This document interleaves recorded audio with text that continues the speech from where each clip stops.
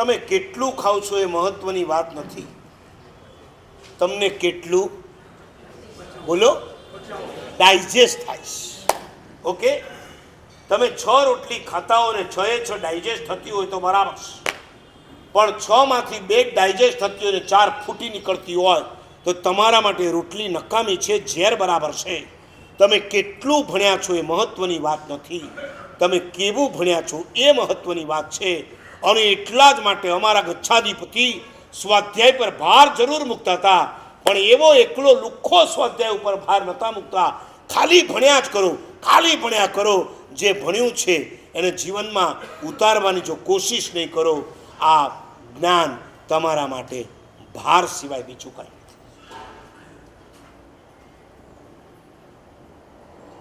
તમારો ભ્રમ, તમારો ભય દૂર કરવાની પહેલી કન્ડિશન જ્ઞાની ભગવંતો કહે છે જ્ઞાની બનો.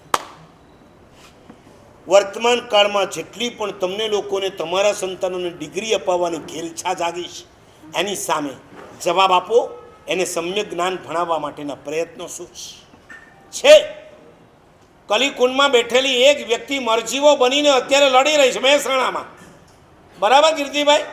મહેસાણાથી 8 કિલોમીટર દૂર લીંચ, અને લીંચની અંદર વિશાળ જગ્યા લઈ જે મહેસાણાની પાઠશાળામાં 125 વર્ષની અંદર અચ્છા આચાર્ય તૈયાર થયા, બુદ્ધિસાગર સુરી, રવિસાગર સુરી, એ સિવાય પણ જૈન સંઘના બહુ મોટા આચાર્યો ત્યાં ભણી અને પછી દીક્ષા લીધી, ત્યાં ભણી મોટા પંડિતો થયા. ગોરેગામના ચંપકભાઈ હોય કે મલાડના મહેશભાઈ હોય, આ બધા એક વખત મહેસાણાના વિદ્યાર્થી અમને ભણાવ્યા છે. મહેશભાઈ પંડિતજીએ અમને ભણાવ્યા, વસંતભાઈ માસ્તરે, આ બધા એક સમયની અંદર પોતે મહેસાણાના વિદ્યાર્થીઓ હતા.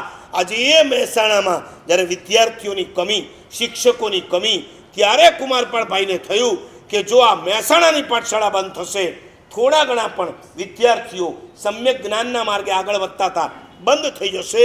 લાખો કરોડોના ખર્ચે શિક્ષકોને રહેવા માટે સરસ મજાના બંગલા બનાવી આપશે અને સામે સ્કોલરશીપ મળશે.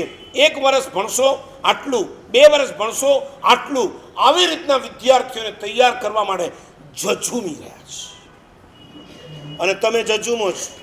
CA, CS, MBA, મારા સાહેબ માસ્ટર કરવા માટે US જઈશ,